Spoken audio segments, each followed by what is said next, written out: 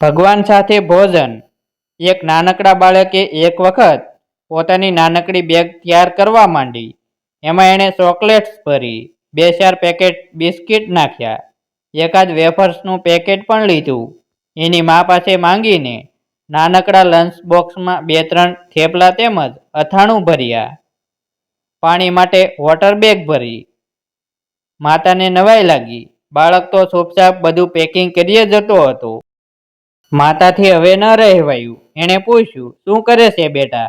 ક્યાં જવાની તૈયારી કરે છે? ભગવાનને મળવા જાઉં છું, ગંભીર મુખ મુદ્રા સાથે બાળકે જવાબ આપ્યો। માને હસવું આવ્યું। એને થયું કે ક્યાંક બાગ બગીચામાં રમવા જતો હશે, અથવા તો એની જેવડા બાળકો સાથે પિકનિકનો પ્રોગ્રામ બનાવ્યો હશે। એણે ફરીવાર પૂછ્યું, પણ બાળકે તો એ જ જવાબ આપ્યો। માએ ગંભીરતાથી ન લીધું। બાળકે વોટર બેગ ખભે લટકાવી, પોતાની બેગ પીઠ પર બરાબર બાંધી અને એ તો ઘરેથી ઉપડ્યો। એના ઘરથી થોડેક દૂર એક જાહેર બાગ હતો। ત્યાં પહોંચતામાં તો બાળક થાકી ગયો। થોડીક વાર આરામ કરવાનો વિચાર કરીને એ એક બાકડા પર બેઠો। હવે એ સમયે એ જ બાકડાના બીજે છેડે એક ઘરડો ભિખારી બીજી તરફ જોઈને બેઠો હતો।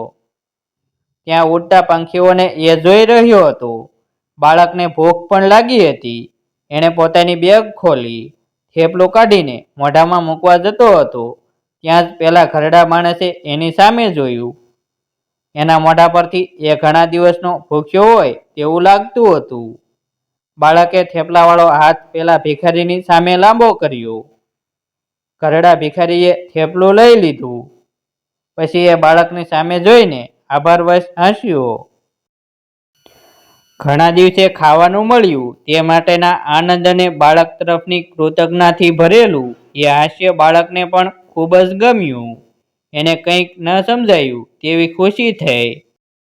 ભિખારીએ થેપલું પૂરું કરીને બાળક સામે જોયું। એ ફરીથી હસ્યો। બાળકને એના હાસ્યમાં મજા આવી ગઈ। એણે ફરીથી થેપલું આપ્યું। ભિખારીએ ફરીથી થેપલું લઈ લીધું। પછી તો આ ઘટનાક્રમ એમ જ ચાલ્યો। બાળક ભિખારીને પોતાની બેગમાંથી કંઈક ખાવાનું આપે અને એ ખાઈ ભિખારી સરસ મજાનું હસે। બાળક કે ભિખારી બેમાંથી કોઈ એક શબ્દ પણ નહોતું બોલ્યું।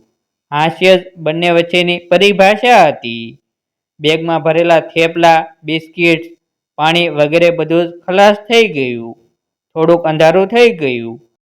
બાળક હવે પોતે ઘરે જવું જોઈએ એવા વિચાર સાથે ઊભો થઈ ગયો। પોતાની વસ્તુઓ ખભે નાખીને એ ઘર તરફ ચાલ્યો। થોડેક દૂર ગયો હશે ત્યાં જ કંઈક યાદ આવ્યું હોય એમ ઊભો રહી ગયો। વોટર બેગ અને થેલો નીચે નાખીને દોડતો પાછો આવ્યો। બાકડા પાસે જઈને પેલા ભિખારીને એ વળગી પડ્યો। એના ગંદા ગાલ પર એક પપ્પી કરી। પછી દોડતો દોડતો પોતાની વસ્તુઓ લઈને ઘર તરફ ઉપડ્યો। પોતાને આવડે તેવા ગીતો લલકારતો અને આનંદથી ઠેકડા મારતો એ ઘરમાં દાખલ થયો। એની માતાને એનો અદ્ભુત આનંદ જોઈને આશ્ચર્ય થયું। એણે પૂછ્યું, એલા મુન્ના, આ 2-3 કલાક તું ક્યાં ગયો હતો? અને હા, હું તો પૂછતા જ ભૂલી જાઉં છું, તને ભગવાન મળ્યા કે નહીં? હા માં, ભગવાન મને બગીચામાં જ મળી ગયા। માતાના આશ્ચર્યમાં વધારો થયો। એણે ફરીથી પૂછ્યું, શું કહ્યું?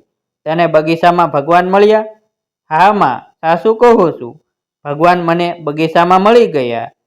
મેં અને ભગવાને સાથે બેસીને નાસ્તો કર્યો। માં, એક વાત કહું?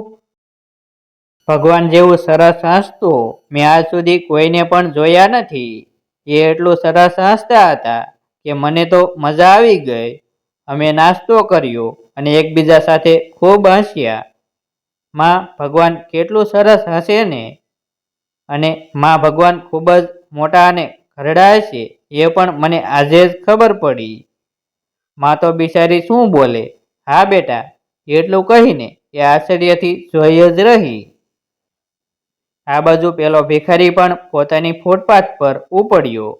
એ પણ ખૂબ જ ખુશ હતો। એ લહેરથી ગીત ગણગણતો હતો।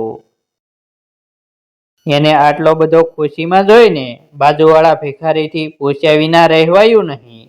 એણે કહ્યું, કેમ અલ્યા, આજે કાંઈ મોટો દલો ભીખમાં મળી ગયો છે કે શું? આટલી બધી ખુશી કઈ વાતની છે? ભીખમાં ખૂબ પૈસા બેસા આવી ગયા છે કે? આજે તો મેં ભીખ જ નથી માંગી, ભિખારી બોલ્યો. તો પછી આટલી બધી ખુશી શેની છે? બીજા ભિખારીનું આશ્ચર્ય હવે વધ્યું. આજે મને બગીચામાં ભગવાન મળી ગયા હતા, પેલો ભિખારી બોલ્યો. પણ એ આટલા નાનકડા છે એ મને પહેલી વખત ખબર પડી.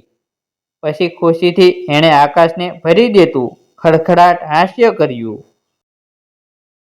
આખા દિવસમાં આપણને ભગવાન કેટલી વખત મળતો હોય છે નહીં? અને આપણે એને ઓળખી પણ નહીં શકતા હોઈએ. એકાદ નાનકડું લાગણીભર્યું કૃત્ય પણ ભગવાનનું જ કૃત્ય છે. એક કાળજીભર્યા હાથના કોમળ સ્પર્શ પાછળ રહેલા ઈશ્વરને ઓળખીએ.